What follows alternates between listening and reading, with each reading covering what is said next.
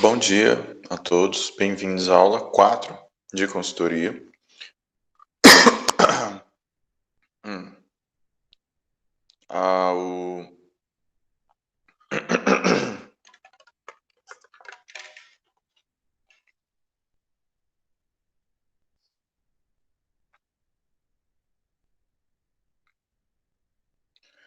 Bom dia a todos, bem-vindo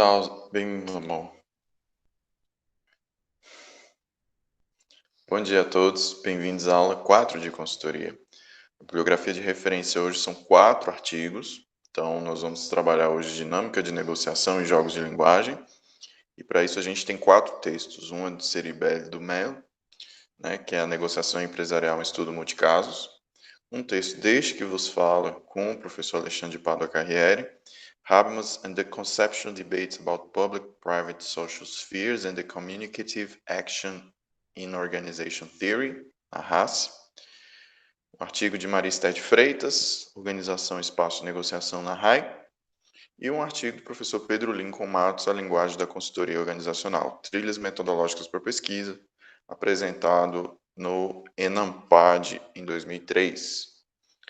Com base nessas 4 referências disponíveis no Drive, disponíveis para consulta, vocês vão ter acesso, então, ao tópico de hoje, que é Fundamentos de Conflito, Negociação e a Teoria Habermasiana da Comunicação. Então, hoje é dia da gente filosofar um pouquinho, da gente pensar um pouco sobre a dinâmica entre o sujeito, a comunicação, o conflito, o consenso, como chegar em acordos. O caminho teórico que a gente vai desempenhar hoje é um caminho que busca criar uma noção ética do consenso, do acordo, da comunicação, rejeitando um pouco esses caráteres, essas perspectivas normativistas, essas perspectivas prescritivas de como a gente deve persuadir, de como a gente deve negociar.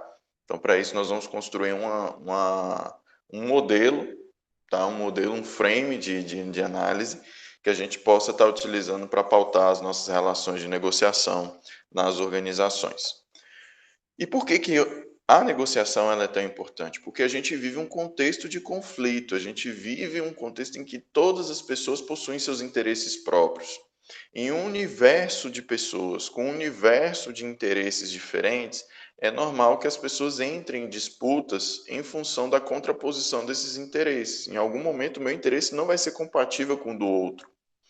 E a partir do momento que o meu interesse passa a não ser compatível com outro, a gente precisa de uma medida ou de alguma forma de compor esse conflito de uma forma não violenta, lidando com ele a partir de um caráter de civilidade mesmo, um caráter de convivência, de convívio social. Então, o conflito, hoje, ele acontece a partir de várias perspectivas. Ele acontece em função dos seus interesses contrapostos, ele aparece em função de relacionamentos, da forma como a gente lida com relacionamentos. O conflito acontece entre pai e filho, irmão e irmã, marido e esposa, em relação à amizade, conflitos relacionados à amizade, ao trabalho, principalmente na parte de tarefas e processos, que são as partes relacionadas à divisão do trabalho. Você, no dia a dia, com certeza, já deve ter entrado em conflito em função de algo que você não gostou na divisão do trabalho ou na divisão dos resultados, do lucro, dos espólios, daquilo que foi feito. Então, você, via de regra, vai enfrentar várias situações de conflito ao longo da sua vida. Mas você precisa fazer isso, a gente precisa aprender a fazer isso de uma forma muito desarmada, de uma forma não violenta, principalmente hoje, quando a gente vê que está tudo muito polarizado.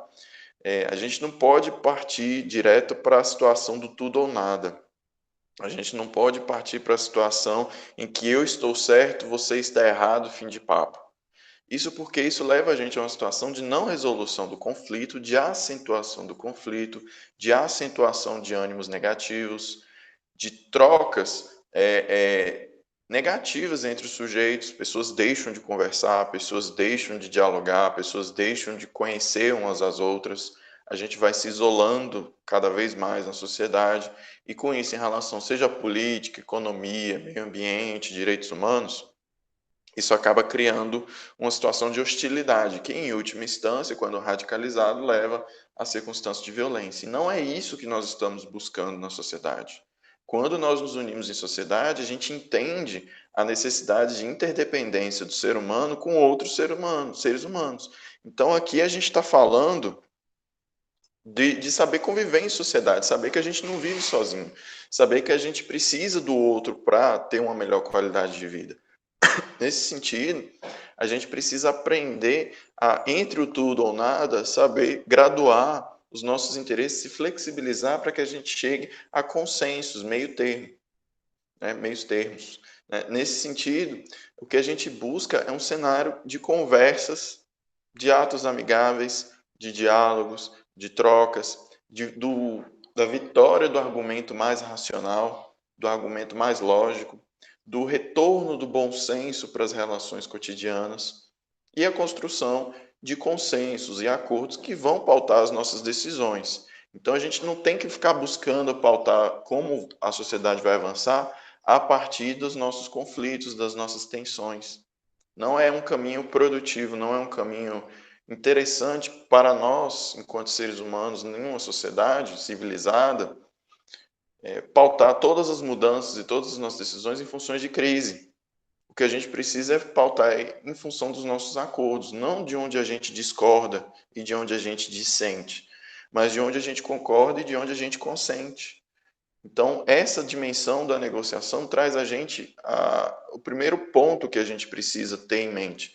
É que se a gente vive em sociedade, a gente já reconhece tacitamente todos os dias de que a gente precisa conviver com o outro, que a gente precisa conviver e negociar com o outro, precisa ter acordos com o outro, precisa estar juntos.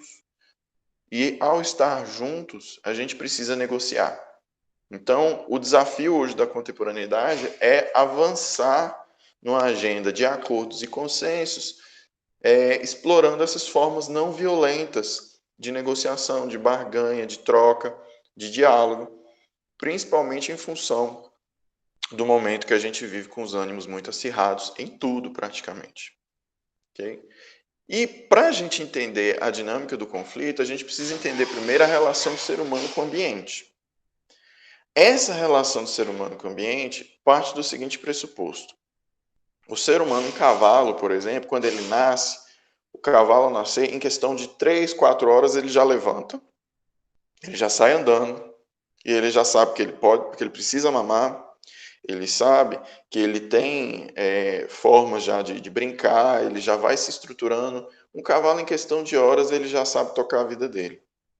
E isso mostra que, para a maioria dos animais existentes na natureza, existe uma carga de conhecimentos que existe, que já vem impresso na genética do animal. E ao ser impresso na genética do animal, ele já acorda em questão de horas, ele já sabe o que ele tem que fazer, como ele tem que se comportar, o que ele precisa saber para ele sobreviver. Passa a ser instintivo. O ser humano ele não conta tanto com essa dimensão instintiva, ele conta com a dimensão da racionalidade.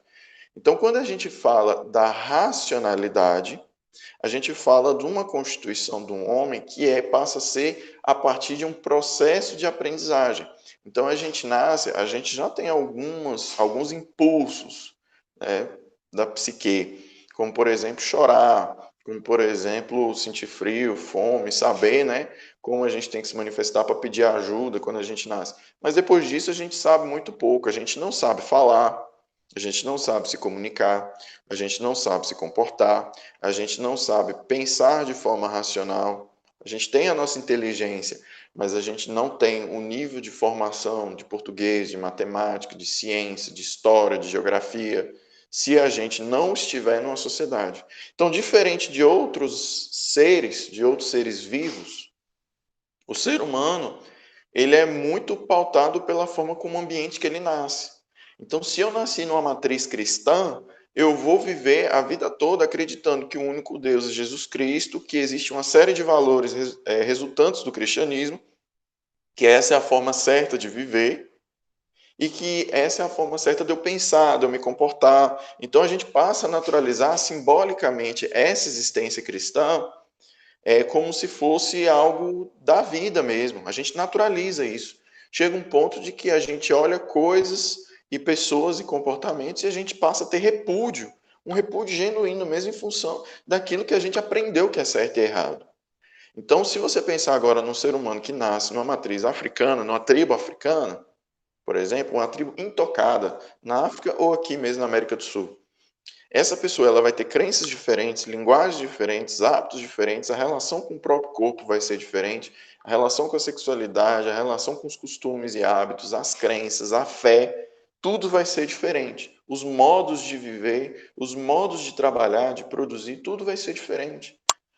Então, essa pessoa que nasceu em outra matriz, ela vai ter um padrão de comportamento, de interpretação da realidade completamente diferente. Então, a gente pode dizer que o ser humano ele é muito constituído pelo ambiente onde ele está. Então, em função de onde você nasceu, em qual meio social você vive, de qual família você veio, quais pessoas conviveu, você vai encontrar uma forma de existir muito dentro daquela caixinha que você aprendeu a viver. Então, a gente pode dizer que o homem é construído pelo ambiente que o molda, de uma forma não violenta, em que a gente aprende desde cedo a se comportar, por meio de isomorfismo mesmo. Aprende a se comportar, aprende quais são as crenças, quais são os limites da fé, qual é o padrão certo de conduta, como a gente deve se alimentar.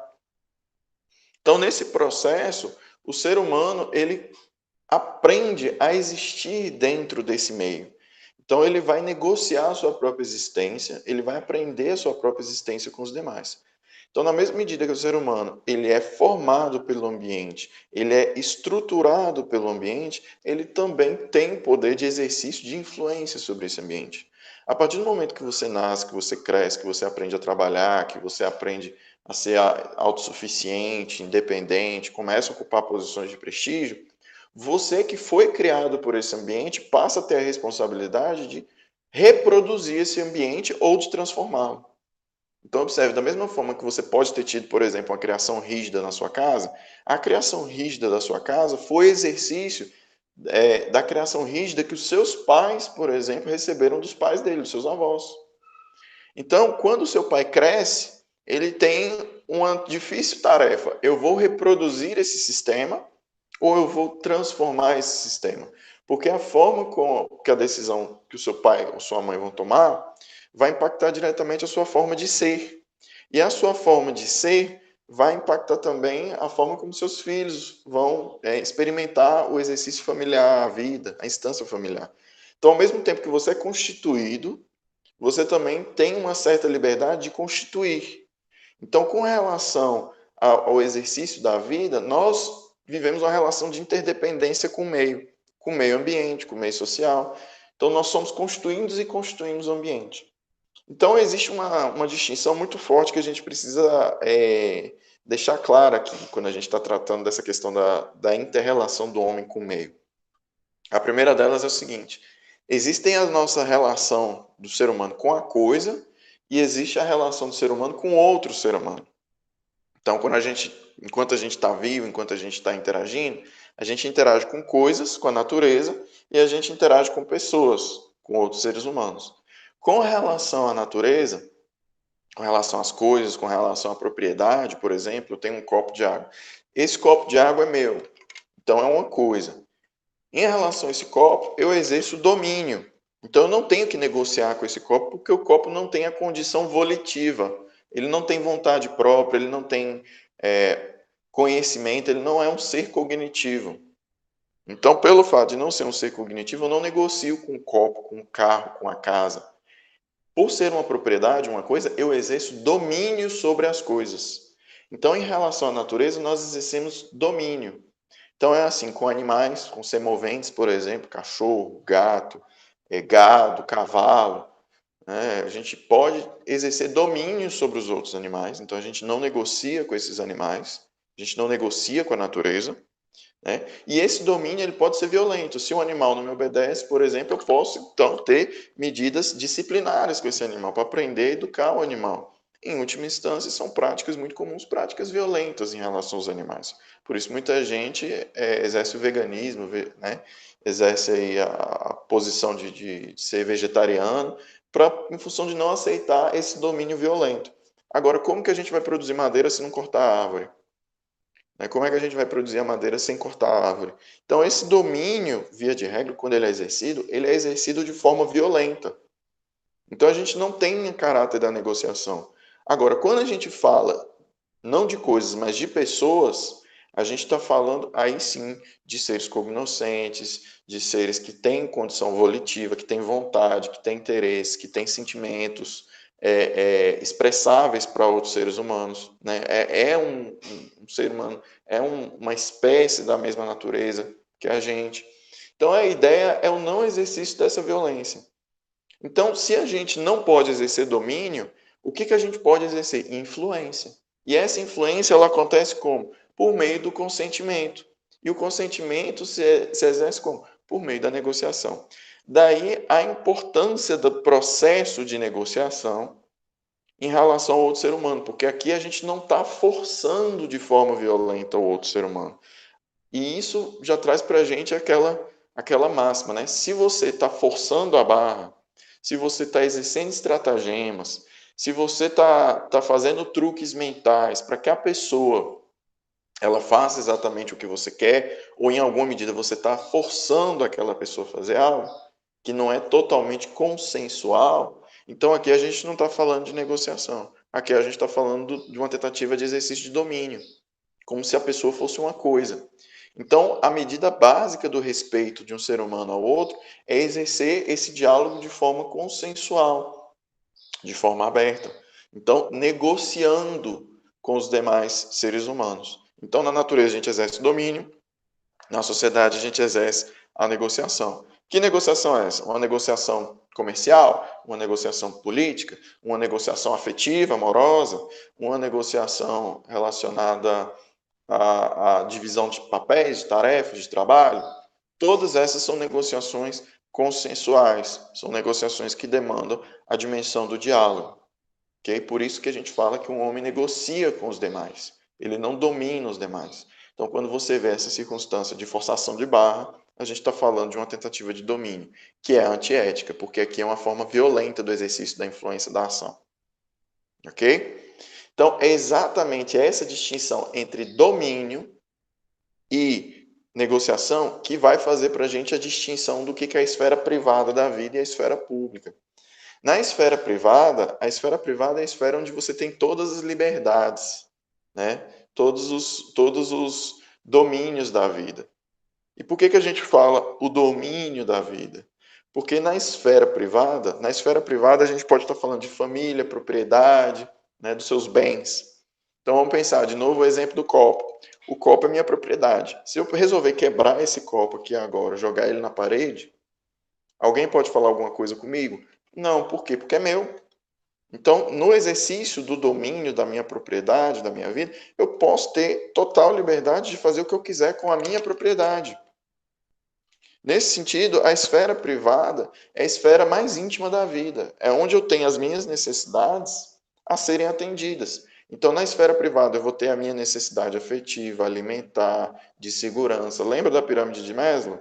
Então, das minhas necessidades mais básicas, das minhas necessidades de existência, de sobrevivência, todas elas são da minha esfera íntima. E cada um tem a sua própria regulação da esfera íntima. Alguns sentem mais fome do que outros, alguns são mais carentes do que outros, alguns são mais ambiciosos do que outros. E na esfera mais íntima, na sua esfera privada, você pode exercer o que você quiser.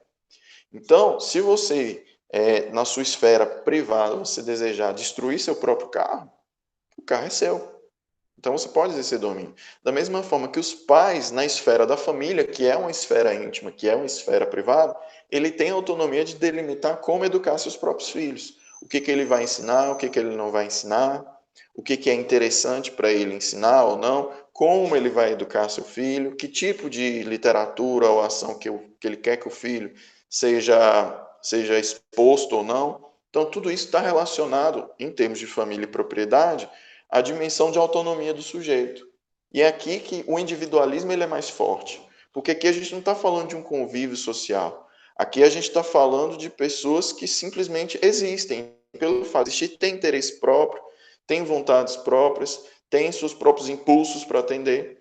Né? E essa esfera privada vai ser essa esfera da dominação. Então, tudo que está dentro da sua esfera íntima, de sua esfera privada, você vai estar lá e vai ter total autonomia para exercer o seu poder, o seu domínio.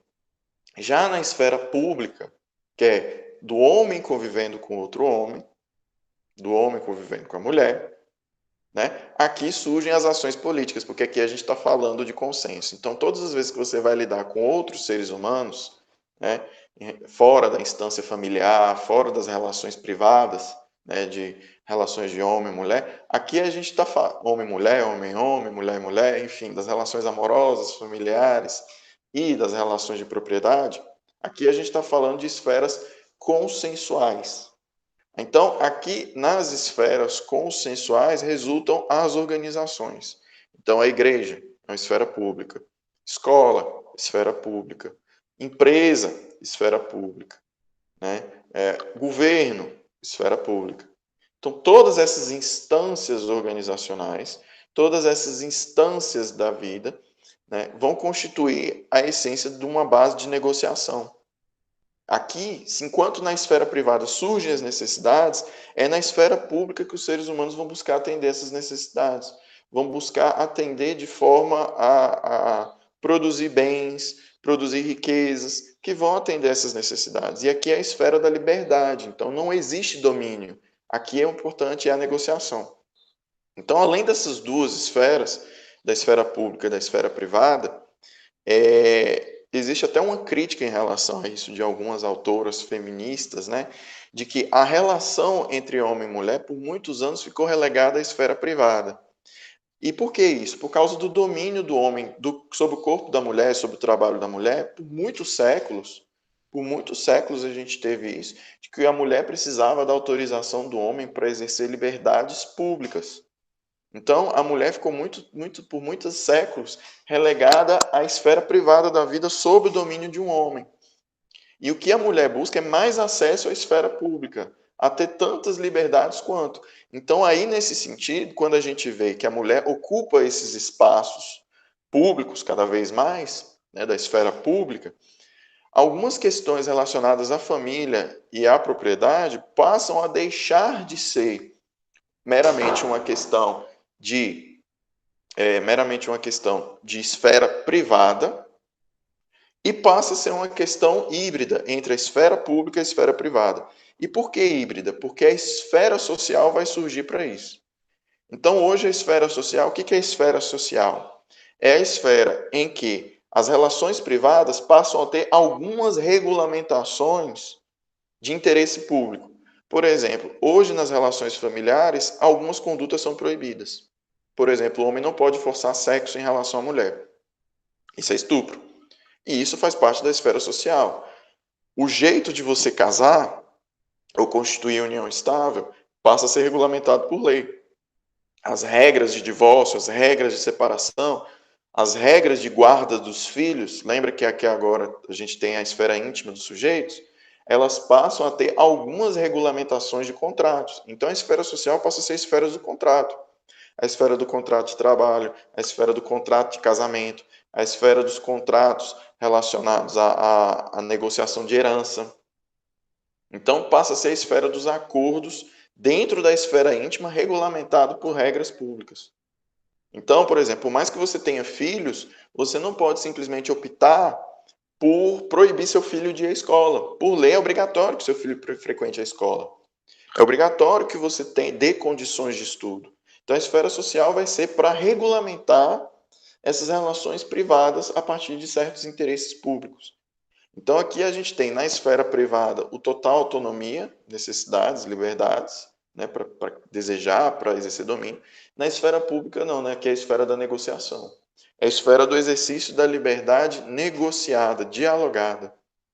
Então, quando a gente está falando de organizações, de estruturas organizacionais, da vida no mercado, que você, como consultor, vai estar desempenhando, você nunca está numa esfera privada. Então, você não pode transpor o que é íntimo seu para o outro. Ao contrário, você tem que buscar construir essa realidade junto com o outro, de forma negociada, a partir do interesse do outro. Então, lembrando que eu já falei nas últimas aulas, quando consultor, você não impõe a realidade. Você participa da realidade do outro e você busca contribuir para a realidade do outro, conhecendo um pouco mais sobre a realidade do outro e ajudando o outro a avançar dentro daquilo que ele quer. Por que tem que ser dentro daquilo que ele quer? Porque é consensual. Porque é consensual, porque é uma coisa derivada de um acordo. A pessoa está concordando em avançar para aquilo. Então, daí a centralidade na negociação, não só no momento de fechar um contrato, mas de negociação da realidade, de negociação de quais as ações que vão ser feitas, de quais etapas de processo que vão ser levadas a cabo, quais são os momentos da consultoria, o que a empresa está preparada para fazer, o que ela não está. Então, o momento da criação de acordo, ela permeia toda a relação de consultoria e não só da consultoria, mas do nosso cotidiano enquanto seres humanos. Então, nós estamos aqui o tempo todo. Se você está assistindo essa aula, é porque eu concordei em dar essa aula e você concordou em assistir esse vídeo. Então, ninguém está forçando você a assistir o vídeo ou assistir a aula. Simplesmente as pessoas concordam, elas consentem em fazer isso, porque isso atende aos interesses delas. Ok? Então, essas soluções não violentas trazem para a gente uma dimensão forte de quais são os meios pelos quais a gente pode alcançar a interação não violenta. E a interação não violenta, ela ocorre por duas vias: por meio da ação e por meio do discurso. O discurso, então, passa a ser o elemento da nossa subjetividade, o que a gente tem na nossa cabeça, que a gente expressa por meio da linguagem. Então, a linguagem, ela é uma ferramenta para a gente. Quando a gente fala, quando a gente conversa, nós estamos fazendo um exercício de uma ferramenta. Algumas pessoas são mais habilidosas com a ferramenta da linguagem, outras nem tanto.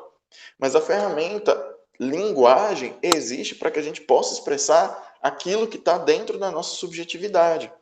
Entre o que passa na nossa cabeça e aquilo que a gente consegue falar, existe um gap. Por quê? Porque deriva da nossa habilidade de articular a linguagem para explicar o que a gente pensa. Então, observe que aqui a gente tem ação e linguagem. A ação pode ser violenta. A ação, quando a gente estabelece uma ação, a gente pode ter um exercício violento. Agora, a linguagem, pelo simples fato de falar, pelo simples fato de dialogar, ela tende a ser mais articulada para o não exercício físico da violência. Então, eu posso criar maus sentimentos em uma pessoa, posso criar prejuízos emocionais, afetivos em uma pessoa por meio da linguagem, mas aqui o que a gente busca é a superação da violência física. E a ação pode vir a se tornar violenta de forma física. Então, isso traz para a gente que o exercício primordial da não violência se dá por meio do diálogo, se dá por meio da conversa. Então, aqui o foco possa ser totalmente em relação a como nós dialogamos e conversamos. Por isso que o discurso e a comunicação, o exercício da linguagem, vão se tornar o centro da negociação. Daí a importância da gente conhecer os caminhos da linguagem. Eu gosto de dizer essa frase, que eu aprendi ao longo do mestrado, mas isso é bem interessante porque exemplifica bem para a gente. Se eu te perguntar uma coisa e você olhar para mim e resolver não responder, você vai silenciar. Esse silêncio não me diz nada. Ele não me diz nada porque você está silêncio, mas ele significa. Ou seja, quando eu ver que você silenciou, isso para mim vai significar algo. Então, o silêncio não diz nada, mas significa.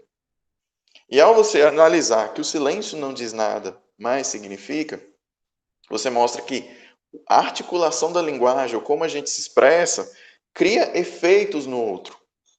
Cria efeitos, cria significado, cria sentido.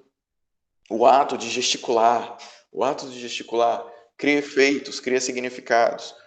A forma como a gente olha, a forma como a gente interage, a forma como a gente se aproxima do outro, como a gente toca o outro, como a gente conversa, a tonalidade da nossa voz, a assertividade da nossa fala, a ternura da pronúncia das palavras, tudo isso são elementos linguísticos que manifestam esse gap entre o que está na sua cabeça, o que você quer falar e o que de fato você consegue falar.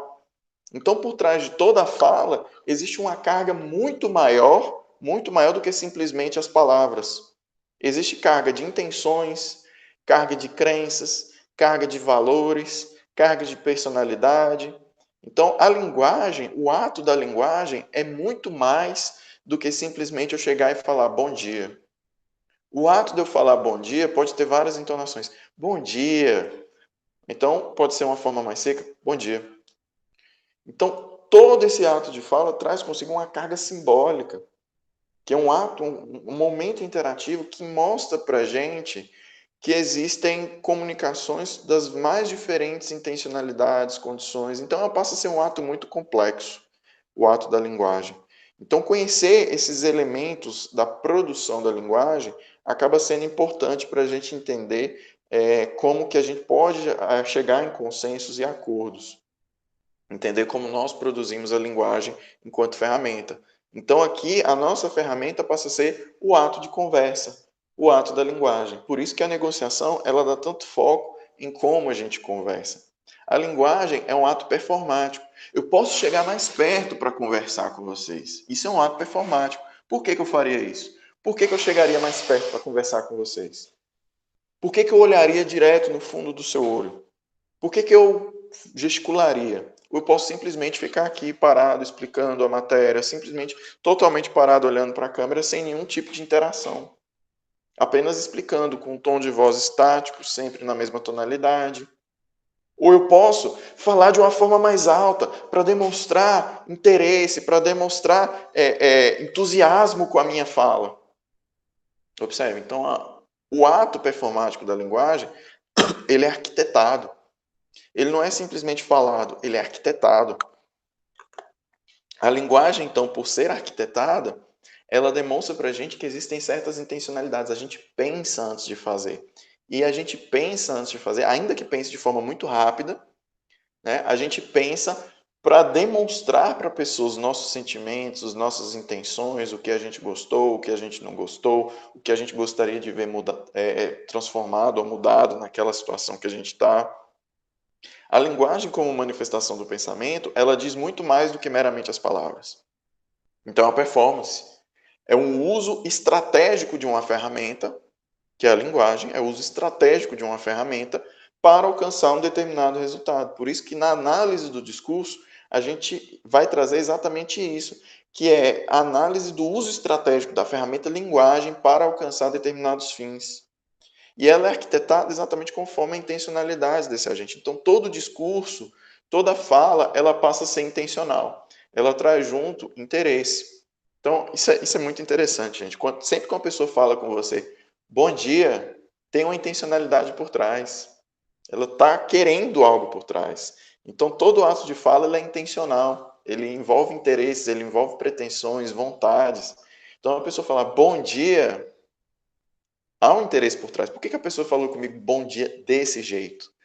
Por que ela escolheu essas palavras? Eu posso chamar alguém, posso, por exemplo, se eu quero criticar a inteligência de uma pessoa, eu posso falar que ela é burra, eu posso falar que ela não está sendo inteligente, ou posso falar que aquilo é uma desinteligência.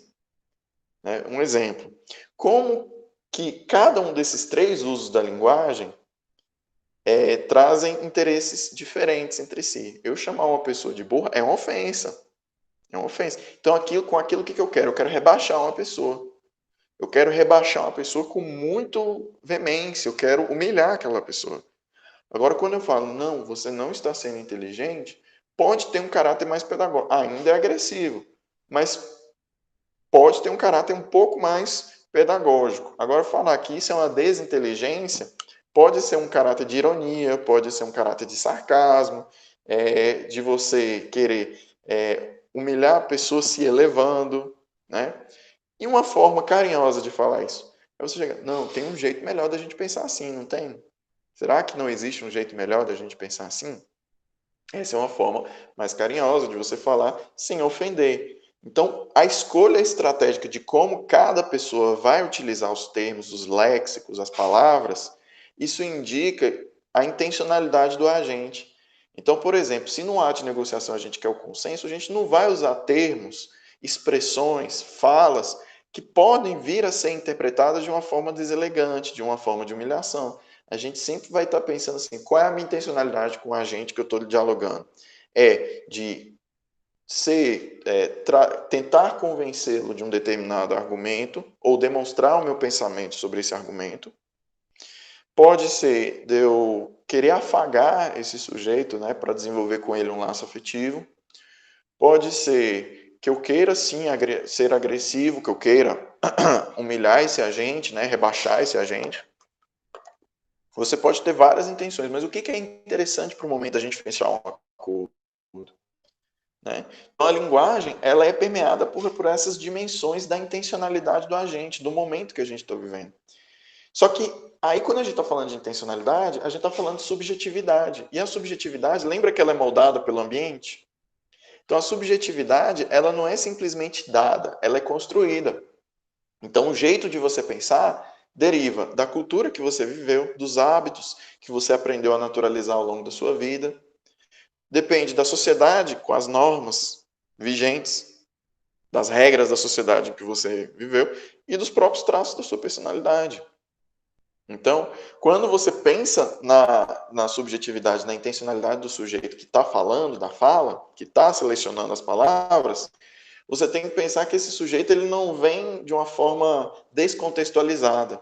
O texto da pessoa, o texto que a pessoa fala, deriva de um contexto que ela vem. Então, uma pessoa pode falar assim: ah, moço, isso é errado demais, moço. Isso é burro demais, moço. Isso não existe, moço. Quando a pessoa fala isso, para uma pessoa de São Paulo, por exemplo, ouvir isso é burrice, isso pode ser uma coisa completamente ofensiva.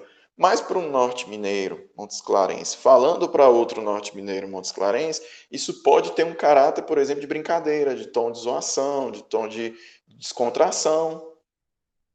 Então, depende muito da cultura, da sociedade, da personalidade do agente para a constituição desses signos. Então, entender quem você é em termos de cultura, em termos de sociedade, em termos de personalidade, entender o seu interlocutor em termos de cultura, de sociedade e personalidade, é um dos principais elementos que a gente precisa ter a compreensão para criar uma linha de entendimento comum. Porque se eu falo de um jeito que a outra pessoa acha rude, a gente tem uma perda qualitativa expressiva de entendimento mútuo que permitiria que a gente chegasse num acordo e num consenso. Então veja que o ato da comunicação ela acaba sendo complexo. Por quê? Porque uma pessoa que viveu a vida toda no Rio de Janeiro, em Brasília, dentro de um urbanismo acentuado, de uma cultura carioca ou do Cerrado, com muita profundidade, ao vir conversar com alguém do interior de Goiás, do interior do norte de Minas, por exemplo, alguém que veio da roça, essas pessoas vão ter esses ruídos de comunicação advindos do fato de que a subjetividade das duas pessoas foram constituídas em contextos completamente diferentes. Então, a cultura de cada um vai impactar a negociação. As regras da sociedade, por exemplo, se eu posso ser uma pessoa mais personalista, né? Se eu posso chegar, ô seu João, tudo bem? Como é que vai o senhor? Ou se eu tenho que ser mais impessoal, boa tarde, vamos conversar direto sobre o ponto, mais direto ao ponto. Isso vai derivar em função das regras culturais e sociais que cada um desses agentes veio. Além, claro, dos fatos da personalidade de cada um. Algumas pessoas são mais simpáticas do que outras. Algumas pessoas são mais extrovertidas do que outras. Então, nesse sentido, a gente precisa analisar essa dimensão de quem é o meu interlocutor. E quem são esses agentes que possuem subjetividades diferentes e que vão exercer a comunicação por meio da linguagem. Então, a gente tem a influência de cultura, sociedade e personalidade mediando o exercício da linguagem.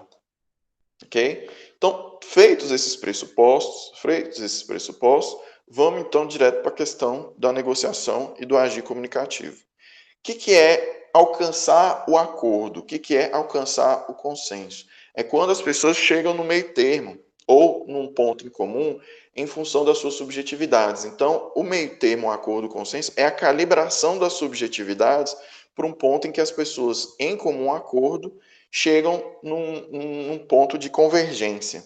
Então, alcançar esse consenso demanda uma habilidade comunicativa, uma sublimação da comunicação muito aperfeiçoada. Saber dialogar, saber conversar com as pessoas acaba sendo uma competência muito cara e muito importante para consultores, para gestores, para trabalhadores em todos os seus dias. A ação comunicativa é exatamente o momento de alcançar esse consenso, de alcançar esse acordo. E ele vai se dar a partir desse entendimento mútuo e dessa supremacia do melhor argumento. E aí, eu preciso fazer uma distinção para vocês entre agir estratégico e agir comunicativo. Tá? Ação comunicativa e ação estratégica. A ação estratégica ela é sempre uma ação voltada para que a pessoa alcance um determinado fim. Então, por exemplo, eu desejo conquistar o grande amor da minha vida. Então, eu vou ter ações estratégicas, que vão, de certa forma, influenciar o grande amor da minha vida para que ele ou ela me percebam, que comecem a trazer reciprocidade para o meu sentimento. Então, todas as minhas ações são arquitetadas para influenciar o indivíduo. Eu faço algo pensando em chegar num determinado propósito. Então, se eu quero receber bem meu cliente de forma estratégica, se eu quero que ele compre, eu, por exemplo, vou ter ações estratégicas para isso. Vou recebê-lo bem, vou oferecer um cafezinho, vou deixar ele num ambiente confortável para que ele se sinta confortável, vou dialogar com ele pensando em como ele quer ser tratado. Isso tudo são atos estratégicos, são ações estratégicas, pensando numa determinada finalidade ou numa determinada intencionalidade. Esse ato estratégico ele pode conseguir uma coisa, influenciar o outro, mas não pode alcançar, por meio da influência, o consenso racional. Porque se a pessoa pensar de forma racional, se as duas pensarem de forma racional, o ponto de convergência talvez não seja aquele que me favorece enquanto agente interessado. Então, no ato estratégico, o que eu quero? Eu quero o equilíbrio? Não, eu quero que vença o meu argumento. Na ação estratégica, eu quero que vença o meu argumento, que vença a minha proposta, eu quero exatamente um desequilíbrio. Por quê? Porque aí eu consigo impor a minha venda, impor o meu contrato, impor a minha oferta ao cliente, convencendo ele de que a minha oferta é a melhor. Então, a ação estratégica ela é realizada a partir do que a gente chama de atos de fala, locucionários, atos perlocucionários. Esses atos perlocucionários são todos aqueles atos, né, de fala que a gente expressa buscando uma determinada finalidade.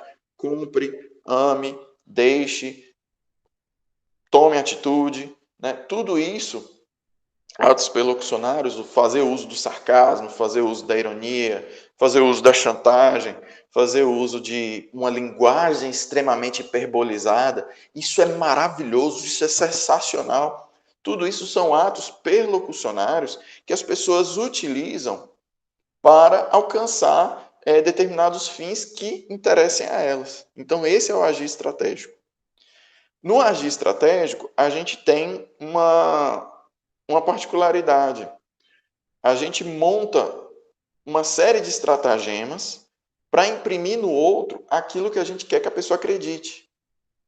Já no ato comunicativo, a gente quer não que a pessoa acredite no que a gente fala, mas a gente quer chegar no meio termo entre as crenças, entre as falas, e que chegar num ponto de racionalidade tão grande que a gente vai conseguir chegar num acordo porque aquele acordo é o mais lógico. Não porque aquilo porque eu convenci, porque eu persuadi, mas porque é o mais lógico que a pessoa compre. Então, vamos voltar para o exemplo da venda, um ato perlocucionário e um ato ilocucionário para ficar mais claro. Num ato perlocucionário, eu vou criar um contrato psicológico de expectativas com o meu cliente. Eu vou falar que o meu produto é maravilhoso, que o meu produto é sensacional, que o meu produto você não vai achar coisa melhor, que ele vai atender todas as suas necessidades. E com isso o cliente vai fazer o quê? Ele vai criar expectativas. Meu Deus, que produto perfeito! Eu vou sim pagar mais caro por ele. Eu quero comprar esse produto. Então, isso é uma coisa, é um ato perlocucionário. Então, a estratégia foi feita. Só que essa estratégia feita, se ela não tem, por exemplo, o caráter da verdade absoluta, do argumento mais lógico, né? O cliente ele pode vir a se frustrar nesse contrato, porque uma vez que ele compra, ele pode encontrar outra oferta semelhante por um preço mais barato. E aí isso vai gerar frustração nesse cliente. Então não foi um acordo, porque não partiu do cliente. O cliente não consentiu, ele simplesmente foi convencido. Então não partiu do cliente o pensamento de que ele sim escolheu estar aquilo. Para o cliente vai estar a ideia de que ele foi convencido de que aquilo era melhor.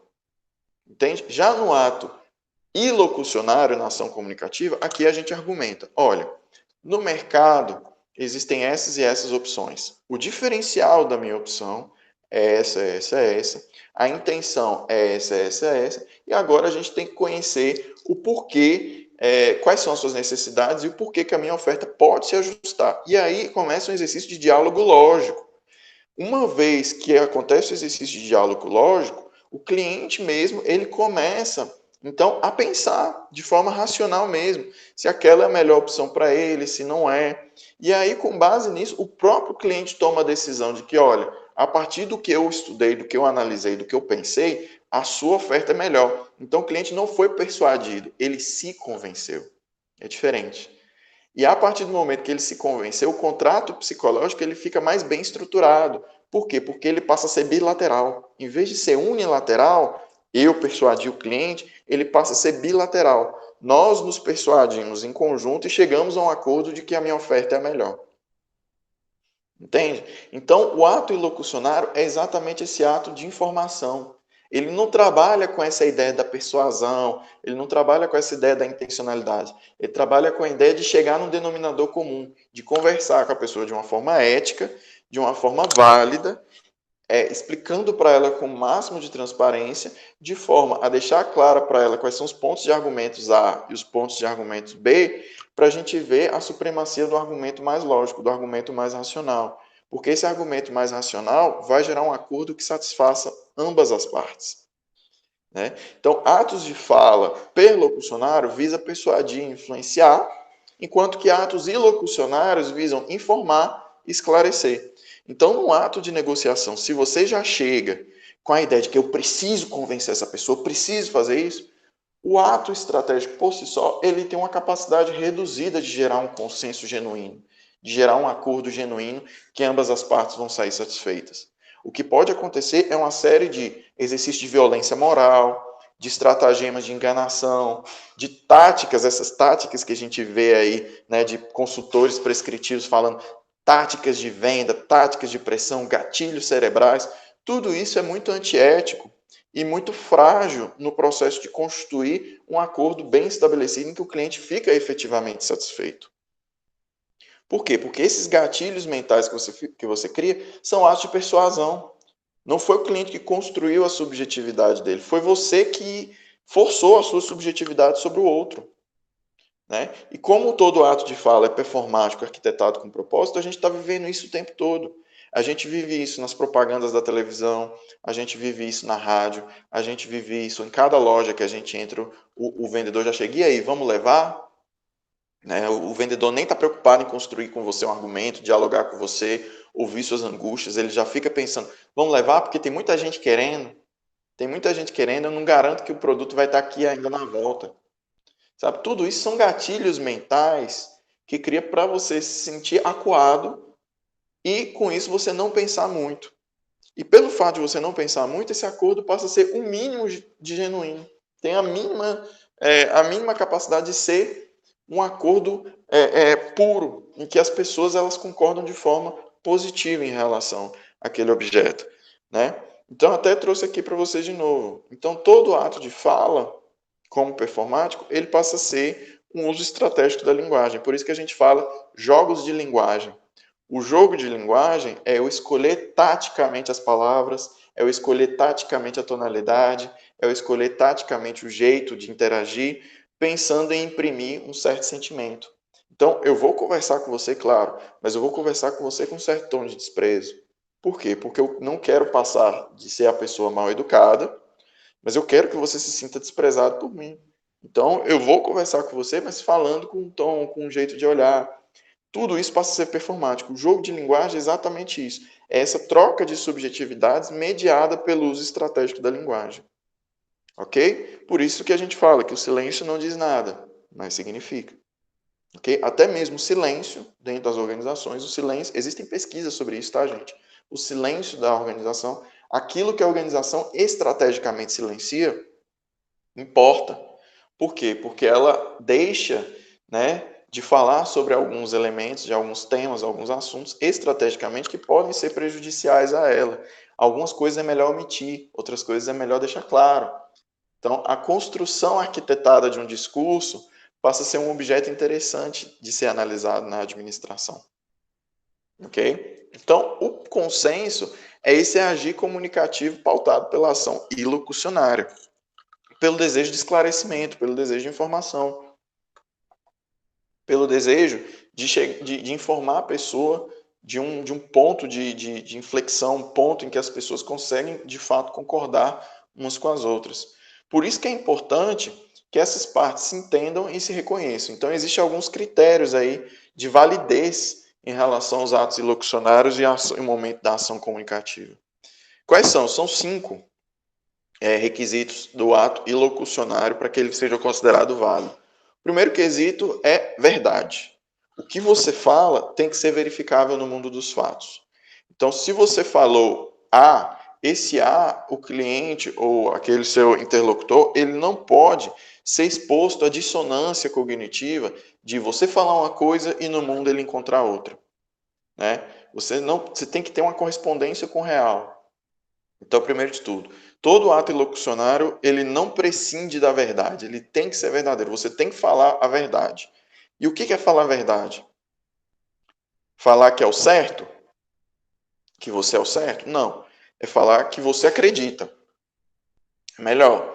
Então, em vez de falar que as organizações são X, Y, Z, a verdade é que você acredita que as organizações são X, Y, Z.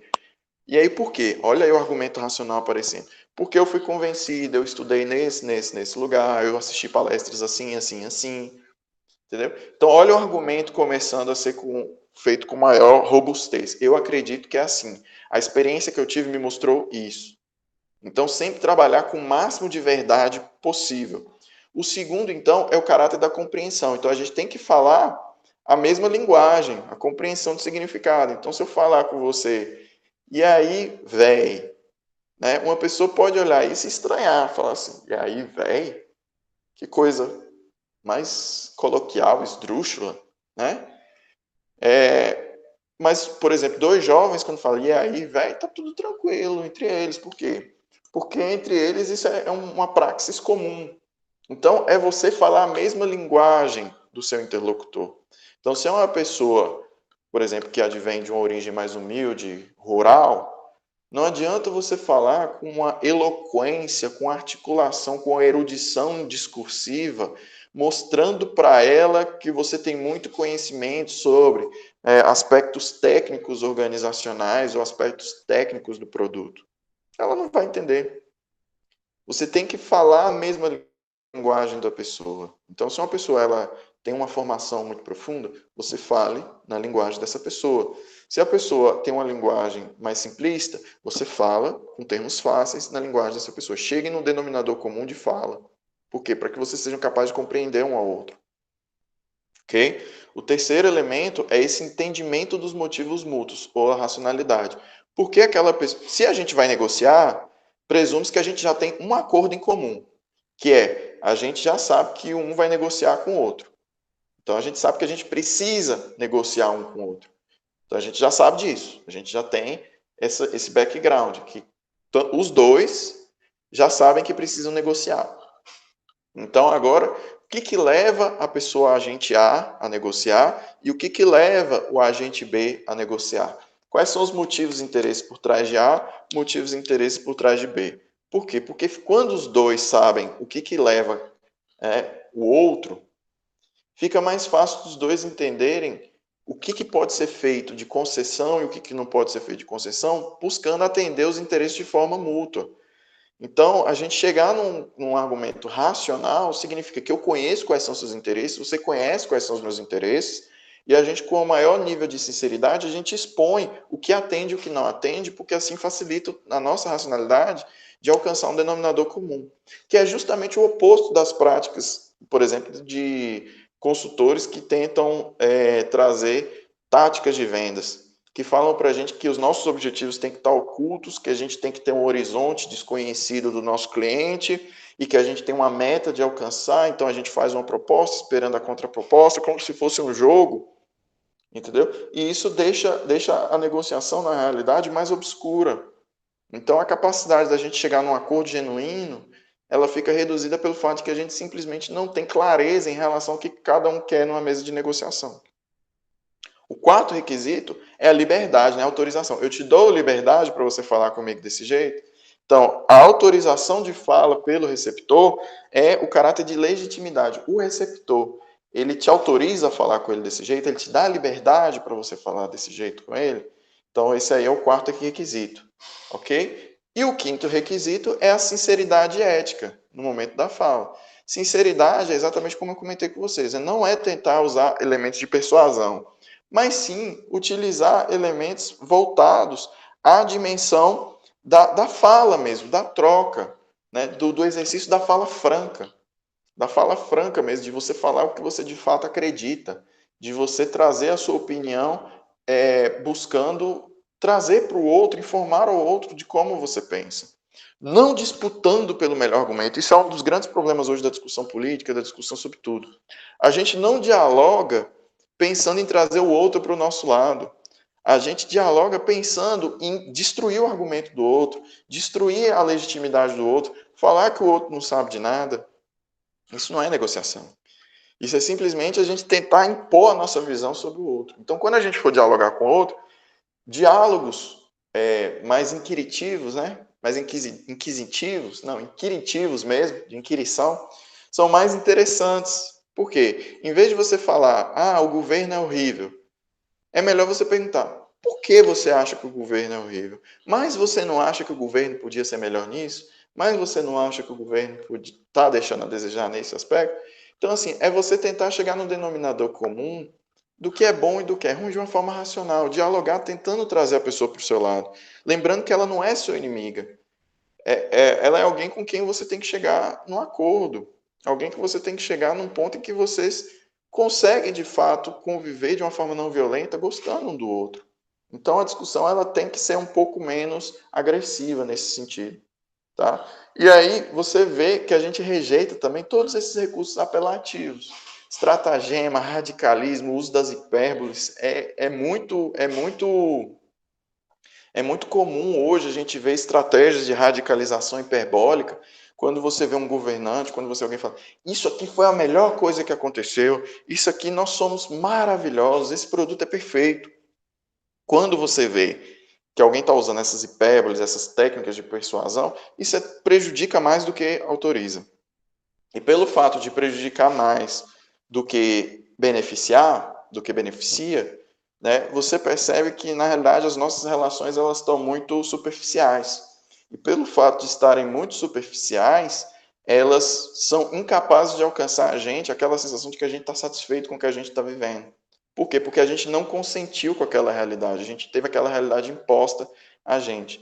Então, aqui eu já posiciono de forma ética contra qualquer tipo de prática de consultoria que usa técnica de persuasão voltada para manipulação da subjetividade do agente. Isso não é ético, isso não é certo dentro do mercado, porque prejudica o contrato psicológico do acordo, as expectativas, né? E nesse sentido cria uma situação imposta em relação ao sujeito. Ora, se o seu produto é o melhor, você não precisa persuadir. Se a gente simplesmente chegar num acordo, né, se a gente chegar num argumento racional de que a sua oferta é a mais ajustada, você não precisa persuadir o seu cliente. O próprio cliente vai chegar à conclusão de que a sua oferta é a melhor. Então você não precisa ficar fazendo estratagemas. Você simplesmente pode exercer aquele trabalho comunicativo, de diálogo, de oferta. E com isso você também pode aprender muito sobre a sua própria oferta. Se o cliente, num argumento racional, entende que a oferta do concorrente é melhor, ótimo, isso é uma aprendizagem para você do que você precisa melhorar enquanto gestor, enquanto empresa. Nesse sentido, para o consultor entender isso é importante. Por quê? Porque entender o valor da sua oferta, entender o valor da sua capacidade de gestão, da sua capacidade de transformação, e o cliente também entender onde é que ele precisa mudar, onde é que ele precisa se transformar, isso é um exercício importante, um exercício racional importante para alcançar um bom resultado organizacional. Então, a comunicação vai ser esse momento de interação estratégica voltada para atos ilocucionários, em que é um momento em que a gente articula estrategicamente pelo jogo de linguagem o texto, pensando no contexto. Então, a gente também tem influência das mediações. Então, não é só entender o texto, mas também entender o contexto. Então, compreender um contexto, então, demanda que, no momento da fala, no momento da comunicação, a gente tenha a influência de quem são os agentes envolvidos, onde, qual é esse espaço do ambiente físico onde essa interação vai acontecer? É num bar? É numa mesa de negociação em um sindicato? É numa mesa executiva de negociação? É numa igreja? Onde que vai acontecer essa negociação? Né? Qual o espaço? E qual é o código de conduta desse espaço? Quais são as crenças de cada agente, as certezas que cada um tem? Quais são os temas que vão ser trabalhados e quais temas devem ser evitados para a gente chegar num consenso ou no meio termo? Quais são esses modos estratégicos de usar a linguagem? Gesticulação, expressões, jargões, né? Tudo isso interessa para a gente no momento do ato da interação. E, principalmente, a análise pragmática da linguagem, como o sujeito articula verbo, se ele é muito imperativo, se ele fala muito em terceira pessoa, se ele fala de si mesmo em terceira pessoa, né? Tudo isso, uso para como a pessoa usa pragmaticamente a linguagem para tentar convencer o interlocutor. Com base nesses elementos, aqui tem uma estrutura, um modelo estrutural, teórico que eu trago para vocês aprenderem a planejar um momento da comunicação a partir de uma perspectiva ilocucionária, uma perspectiva da ação comunicativa. E como que é essa estrutura? Primeiro, um mapa conceitual aqui. Deve ter ficado um pouco pequeno na tela, mas se você dar um zoom na tela aí depois, você vai conseguir enxergar com mais calma. Primeiro, a gente tem os requisitos, no ato da negociação ilocucionária, a gente tem os requisitos da esfera pública. Primeiro, os agentes sabem que existe a necessidade de um acordo, que é o pacto não violento. Segundo, que a primazia da comunicação. Eles sabem que eles precisam conversar.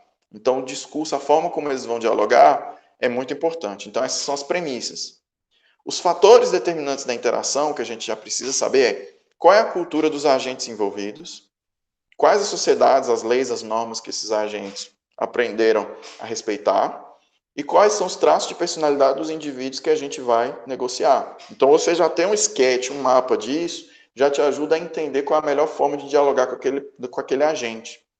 Tá? Se isso for feito pelos dois lados, melhor ainda. Mas se um lado só fizer, já facilita muito a comunicação. E aí a gente vai para os requisitos do ato ilocucionário, que é você sempre tratar das verdades, trazer verdades, correspondência de fala com real, de você fazer o exercício da compreensão. Esse exercício da compreensão é falar na mesma linguagem que o seu interlocutor, e entender as razões mútuas que levaram os agentes a estar naquela mesa de negociação, saber quais são os limites de até onde você pode ir, até onde você não pode ir, até que lado que aquela contraparte aceita que você fala, ou quais temas que ele aceita que você trate, quais temas que ele não quer que você trate, e o exercício da fala franca, da sinceridade. E aí isso leva a gente exatamente para o contexto de fala. Quem serão os agentes envolvidos? Qual o ambiente que vai ocorrer a interação? Quais são as crenças dos agentes envolvidos? Quais são os temas abordados e quais temas que não devem ser abordados? Quais serão evitados? Quais são as formas de expressão dos agentes para a gente já ter com clareza o que ele está tentando dizer para a gente, o que ele não está, e como a pessoa vai articular pragmaticamente a fala. E a partir daí começa a dinâmica e a interação. Se você planeja todos esses elementos, você consegue então estruturar uma forma de tentar trazer um convencimento racional a partir dos seus argumentos, tentando trazer a pessoa para a dimensão argumentativa também. Então aí começa um jogo de argumentação no qual vai vencer o argumento mais lógico, o argumento mais racional. Sem técnica de persuasão, sem técnica de gatilho mental, porque isso aí, como eu já falei e repito, é uma das formas mais antiéticas da gente tratar o ser humano. Então, alguns fatores podem potencializar esses atos ilocucionários, que é respeito mútuo, né? Você respeitar as crenças da pessoa, as emoções, tentar argumentar com a pessoa sem deslegitimar a forma dela de pensar. Você trazer atitudes positivas em relação à outra parte. Em vez de quando a outra parte fala uma coisa que é escatológica, que não é verdade, ou que você sabe que não é verdade, porque você acredita que não é verdade, em vez de você trazer uma ação de rejeição, de ironia, você trazer uma atitude positiva para a pessoa, tentar trazer uma certa positividade, tentar, me explique melhor sobre o assunto, mas aí você não acha que... mostrar curiosidade, é uma coisa positiva. Trazer flexibilidade de negociação, saber a hora de recuar, saber a hora de avançar no seu argumento. Percepção, né, de que tentar construir uma percepção de que todo mundo está construindo a decisão, não é só você que está impondo a sua. Constituir uma dinâmica de confiança mútua, então, se você fala, você cumpre, né, você tem uma coerência de comportamento em relação à pessoa com quem você negocia, e você ter objetivos alcançáveis para as duas partes, né, bem delimitados, zona de barganha, zona de concessão, e, por fim, sempre o comportamento ético ao longo da negociação.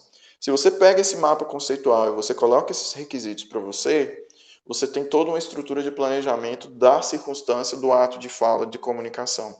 Você consegue planejar a sua estrutura de negociação de forma ética, de forma arquitetada e articulada para alcançar consensos genuínos, de forma que o seu cliente, se ele, por exemplo, não tiver as suas expectativas alcançadas, pelo contrato psicológico, ele não vai ficar com raiva do consultor ou do ofertante.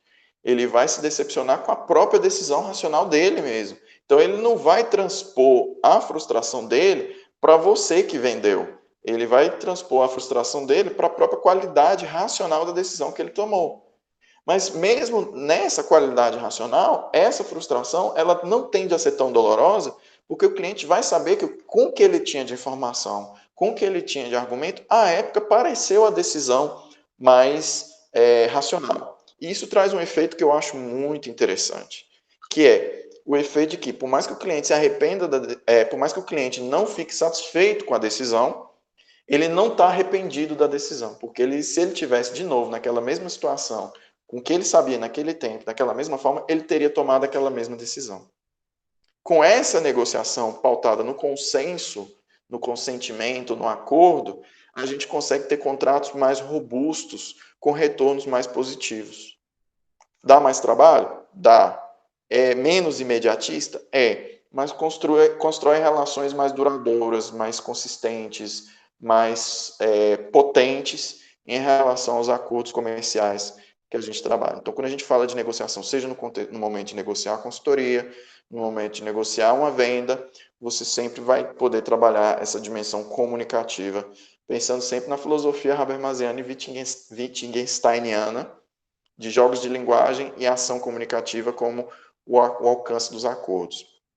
Em uma sociedade pautada por mais acordos, a gente com certeza teria uma forma mais tranquila, mais pacífica de vida, para além dos conflitos que a gente consegue hoje. Pelo menos isso na utopia, né, na utopia que a gente se apresenta no momento em que a gente busca o acordo entre os seres humanos. Bom, é isso, né? Eu vou passar para dúvidas e debates, se alguém tiver qualquer pergunta em relação ao assunto, e com isso eu encerro aqui essa parte da matéria sobre negociação e conflito.